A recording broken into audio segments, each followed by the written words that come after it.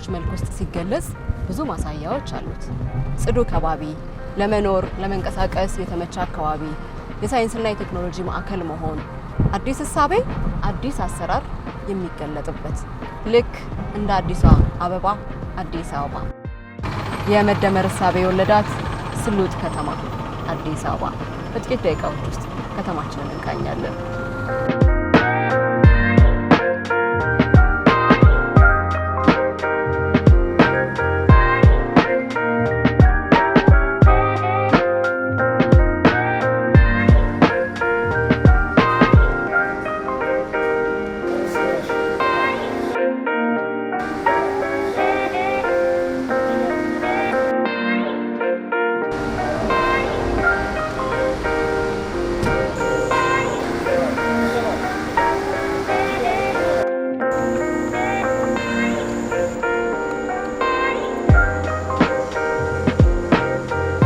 አዲስ አበባ ውስጥ ስትንቀሳቀሱ ከሚያስቸግሩ ነገሮች ውስጥ አንዱ በቂ የሆነ ፓርኪንግ አለማግኘት ነበረ።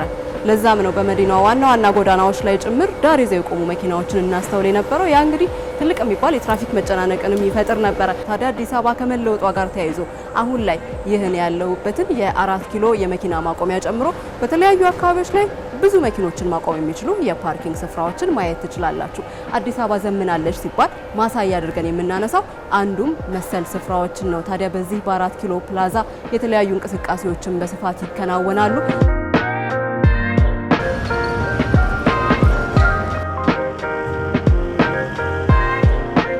ከአዲስ አበባ ለተወሰነ ጊዜ ራቅ ብላችሁ ቆይታችሁ ብትመለሱ ያደጋችሁበት አካባቢ ራሱ ሊጠፋባችሁ ይችላል።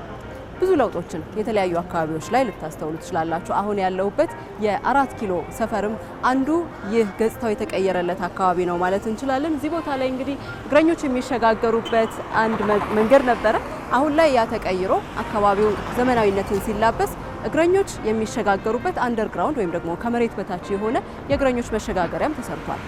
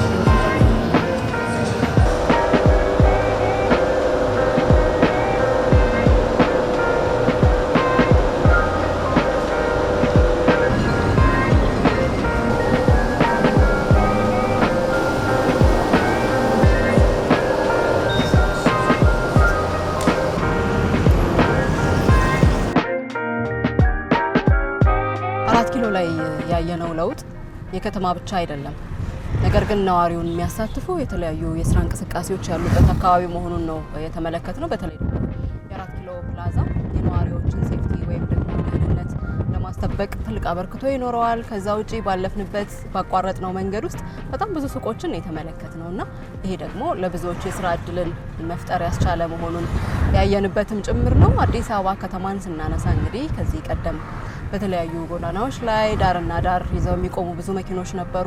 ያንን ማስቀረት የቻሉ የተለያዩ የፓርኪንግ አገልግሎቶች አሉ። እኔም ቅድም የተጠቀምኩት እንግዲህ የዛ አንዱ ማሳያ ነው። ነገር ግን ከቤት መኪኖች በተጨማሪ የትራንስፖርት አገልግሎት የሚሰጡ የተለያዩ መኪኖችም ከዚህ በፊት መንገድ ዳር ነበረ ሰዎችን የሚጭኑት። አሁን ግን ለራሳቸው ተብሎ በተለዩላቸው አካባቢዎች ላይ ተሳፋሪዎችን ያስተናግዳሉ። ከነዚህ አካባቢዎች ደግሞ የትኞቹ ላይ የበለጠ ጎልቶ ይታያል የሚለውን እንደ ማሳያ ወደ ፒያሳ እየተጓዝን ነውና እዛ ያለው ሁኔታ አብረን እናያለን።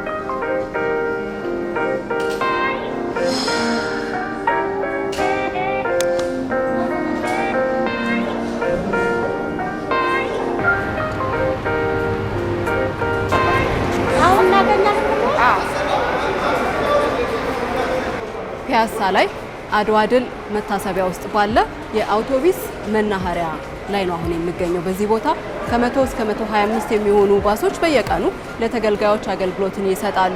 ይህ እንግዲህ ከተማ ውስጥ ሊፈጠር የሚችልን መጨናነቅ በማስቀረት ረገድ የራሱ የሆነ አስተዋጽኦ አለው። ፒያሳ አካባቢ ከዚህ ቀደም እንደምናስታውሰው በዋና ዋና መንገዶች ላይ የትራንስፖርት አገልግሎት የሚሰጡ የተለያዩ ተሽከርካሪዎች ነበሩ። በዛ እንቅስቃሴ ውስጥ ታዲያ መጉላላቶች ሊኖሩ ይችላሉ። የትራፊክ እንቅስቃሴውም እንዲሁ የተጣበበ የሚሆንበት አጋጣሚ ነበረ። አሁን ግን እንዲህ ባለ ሰፊ ቦታ ላይ ራሱን ችሎ በተለይ የአውቶቡስ አገልግሎት መስጠት መቻሉ አንደኛ ለደንበኞች እረፍት ነው፣ ሁለተኛ የከተማዋን ውበት አስጠብቋል፣ እንዲሁም ደግሞ የትራፊክ እንቅስቃሴው ሰላማዊ እንዲሆን አድርጓል።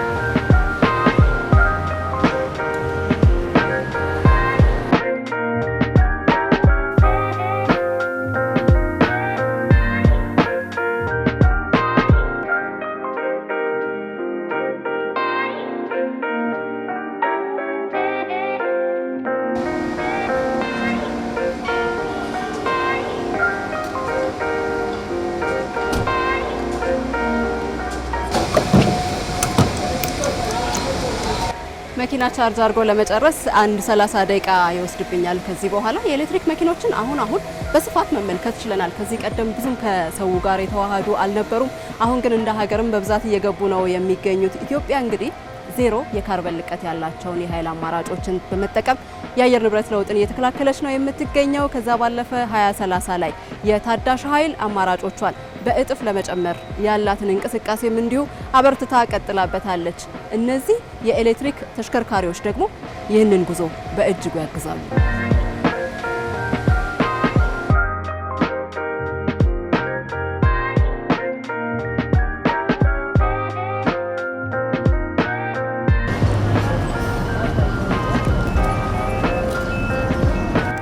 አዲስ አበባ ውስጥ ብዙ እንቅስቃሴ ከሚበዛባቸው አካባቢዎች ውስጥ አሁን የተገኘሁበት ሜክሲኮ አንደኛው ነው። ታዲያ በዚህ ስፍራ የኮሪደር ልማቱ ከጀመረ በኋላ የአካባቢው ገጽታ ተቀይሯል። የአካባቢው ገጽታ ሲቀየር ደግሞ በዋናነት አካባቢውን ያጨናንቅ የነበረው የአውቶቡሶች እንዲሁም ደግሞ የታክሲዎች መጫንና ማውረድ አሁን ላይ ወደ አንድ ቦታ ተጠቃሎ እንዲገባ ተደርጓል።